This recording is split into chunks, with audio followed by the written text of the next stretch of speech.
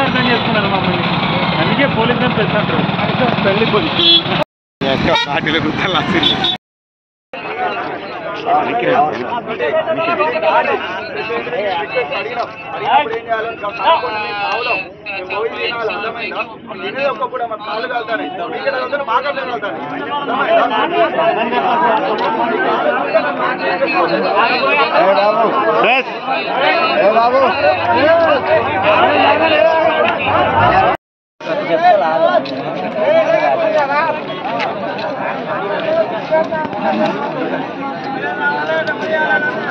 ఆరాధన కొంచెం ఆరాధన కొంచెం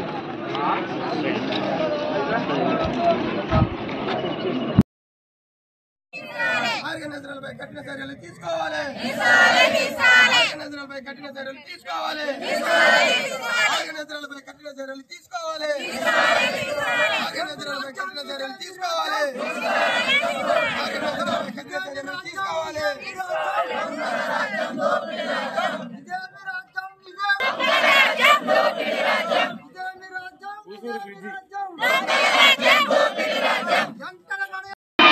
ఆత్మహత్య చేసుకున్న రైతులకు, ఆత్మహత్య చేసుకున్న రైతులకు, ఆత్మహత్య చేసుకున్న మొక్కజొన్న రైతులకు, ఆత్మహత్య చేసుకున్న మొక్కజొన్న రైతులకు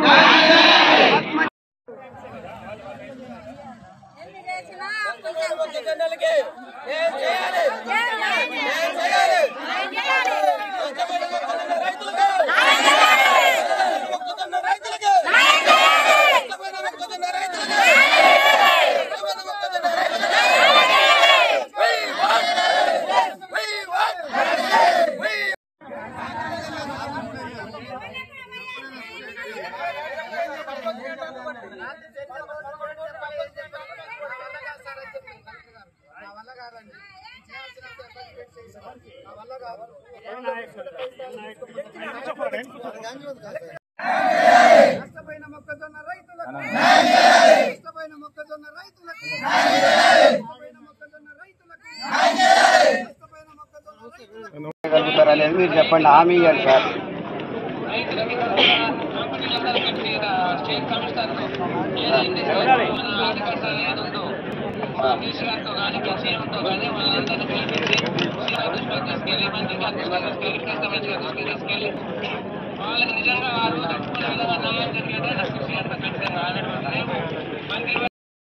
అదేవిధంగా మాన్సెంట, బేయర్ లాంటి బహుళజాతి మొక్కజొన్న విత్తనోత్పత్తి కంపెనీలు ఇచ్చినటువంటి మరి విత్తనాలు సాగు చేసి సుమారు 900 మంది రైతులు మరి 2 మండలాల్లో మరి దారుణంగా నష్టపోవడం జరిగింది.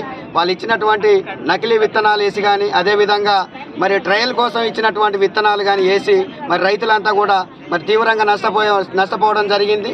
ఈ నష్టపోయిన రైతులకు సుమారు మరి 15 కోట్ల రూపాయలు మరి రావడం జరిగింది. ఈ 15 కోట్ల రూపాయలని ఇక్కడ ఉన్నటువంటి ఆర్గనైజర్లు రాజకీయ నాయకుల్ని, ఎమ్మెల్యేలని, ఎంపీలని అడ్డుపెట్టుకొని ఆ డబ్బులన్నీ కూడా రైతులకు అందకుండా మరి అడ్డుపడడం జరుగుతూ ఉన్నది. జిల్లా కలెక్టర్ గారు మరి గత నెల 5వ తారీఖున ఎస్టీ కమిషన్ వచ్చిన రోజు మీ అందరికీ డబ్బులు కంపెనీ నుంచి వచ్చినాయని చెప్పడం జరిగింది. మాతో కూడా రైతులతో కూడా జరిగినటువంటి చర్చల్లో ఆ రోజు 15 కోట్ల రూపాయలు మరి రైతులకు మొత్తం రావడం జరిగింది.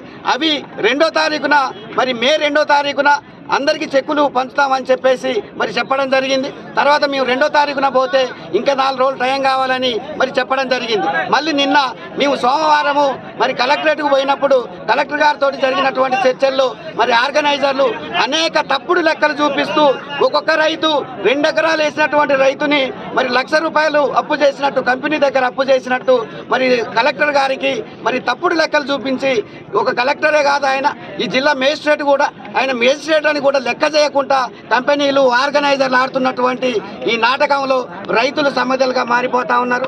ఇప్పటికే మరి 2 రైతులు కూడా ఆత్మహత్యలు చేసుకోవడం జరిగింది. వారి కుటుంబాలు కూడా పూర్తిగా రోడ్డున పడ్డాయి.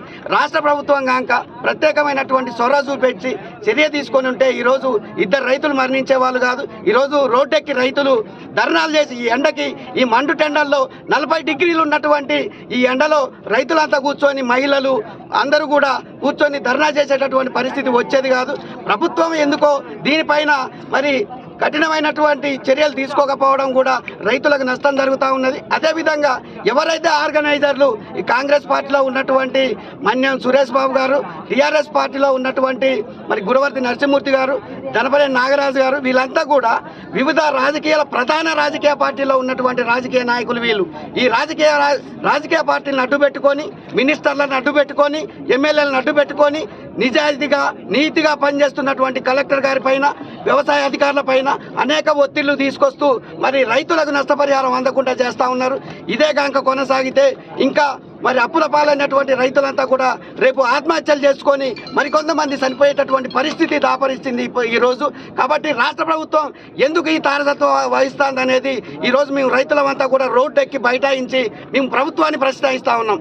మీరేం చేస్తూ ఉన్నారు? రాష్ట్ర ప్రభుత్వం ఎక్కడో జపాన్ నుంచి, ఆస్ట్రేలియా నుంచి, మలేసియా నుంచి బహుళజాతి కంపెనీలు వచ్చి ఎటువంటి అనుమతులు రాష్ట్ర ప్రభుత్వం దగ్గర తీసుకోకుండా వ్యవసాయం చేస్తూ రైతులను అడ్డగోలుగా ముంచుతూ కోట్ల రూపాయలు సంపాదిస్తూ ఇక్కడ ఉన్నటువంటి ఆర్గనైజర్లు మరి ఈ కంపెనీలు తీసుకొని వచ్చి మరి రైతులు చచ్చిపోయే విధంగా చేస్తూ ఉంటే కూడా ఈ రాష్ట్ర ప్రభుత్వం ఎందుకు స్పందించడం లేదని చెప్పి ఈ ప్రభుత్వాన్ని మేము ప్రశ్నిస్తూ ఉన్నాం. ఇదే కాక ప్రభుత్వం ఇదే వైఖరిని కొనసాగిస్తే రేపు రైతులంతా కూడా ఈ ఉద్యమాన్ని మరింత ఉధృతం చేస్తూ ఈ రాష్ట్ర ప్రభుత్వాన్ని ఎండగడతామని చెప్పి తెలియజేస్తున్నాం. అదేవిధంగా మరి ప్రగతి భవన్ని కూడా త్వరలోనే మేము ముట్టడిస్తామని చెప్పి ఈ సందర్భంగా మేము తెలియజేస్తా ఉన్నాం.